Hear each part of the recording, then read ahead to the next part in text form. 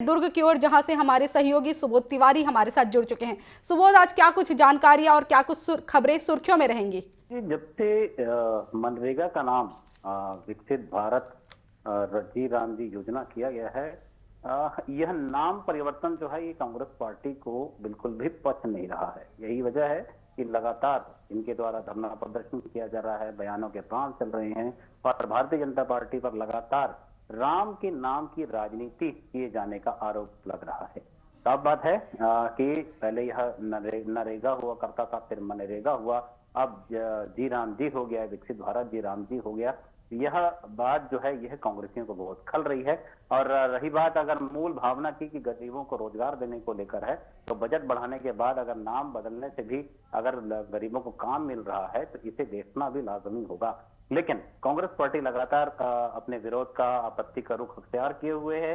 बीते कल की बात करें तो उन्होंने एक दिवसीय जन आंदोलन किया, उपवास में बैठे और अब आगे अगर भारतीय जनता पार्टी के द्वारा इनकी मांगों को खारिज कर दिया गया तो यह आंदोलन का रूप ले लेगा, ऐसा साफ साफ कहना है कांग्रेस पार्टी के नेताओं का। दूसरी बड़ी बात है, सड़क सुरक्षा माह चल रहा है। लगातार हर जगह यातायात को दुरुस्त करने की कोशिशें दुर्ग पुलिस के द्वारा की जा रही हैं और इसी कड़ी में एक बड़ी बात सामने आई है कि स्कूली बसों का परमिट तो चेक किया ही गया है, साथ ही एक अभियान चलाकर भिलाई, चरोदा नगर पालिका निगम और दुर्ग निगम के जो सर्विस लेन है वहां पर जो बेतरतीब गाड़ियां खड़ी रहती हैं, कंडम गाड़ियां खड़ी रहती हैं, उनको हटाया गया और न केवल हटाया गया बल्कि उनके रखने वालों के खिलाफ भी चालानी कार्रवाई करने की बात सामने आई है।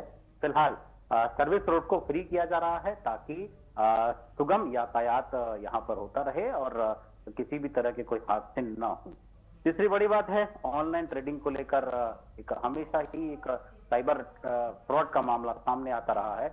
अगर देखा जाए तो दुर्ग में भी ऐसे मामले बढ़ चढ़कर सामने आ रहे हैं और एक बड़ी बात और सामने आई, बड़ी एक रिपोर्ट दर्ज की गई भिलाई नगर पुलिस में कि आर राजू जो कि 2024 में एक सीनियर मैनेजर के पद से भिलाई इस्पात संयंत्र से रिटायर्ड हुए थे और रिटायर की जो सेवानिवृत्ति की जो रकम होती है वह एक व्हाट्सएप ग्रुप में चैटिंग और कॉल के माध्यम से उन्हें बरगलाया गया कि उनको 90% का मुनाफा होगा और उस झांसे में आकर उन्होंने अपने रिटायरमेंट की आधे से ज्यादा रकम वहां इन्वेस्ट कर दी उस कंपनी में जिसे कियारा नाम बताया जा रहा है, कियारा इन्वेस्टमेंट कंपनी।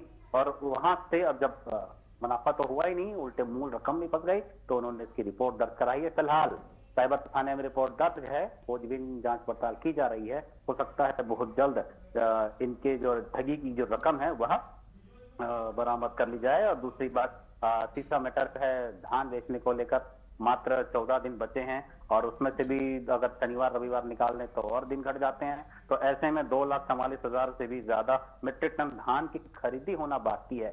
इसमें रोड़ा बड़ा ये है लेखिका जी कि जिस तरीके से तुम्हारा टोकन करके एक ऐप लागू किया गया और इसके पहले एग्रीस्टेक सॉफ्टवेयर में किसानों का नाम दर्ज होना चाहिए था।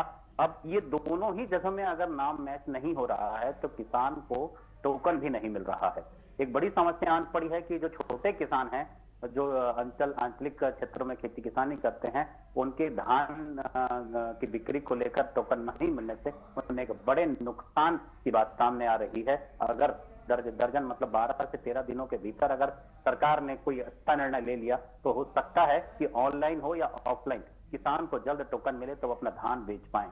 और एक बड़ी बात सामने आई है कि जो धान बिक गए, जो उपार्जन केंद्रों में रखे हैं, वहां से उठाव की प्रक्रिया भी काफी स्लो चल रही है। जिस तरीके से राइस मिलर्स के द्वारा पीडीएस के चावल को उठाकर राइस मिल तक पहुंचाना है, तमाम प्रक्रियाएं करनी है, वह भी काफी धीमी गति से चल रहा है। ऐसे में समय पर कोई भी काम होना मुमकिन नहीं दिख रहा है। लिख कर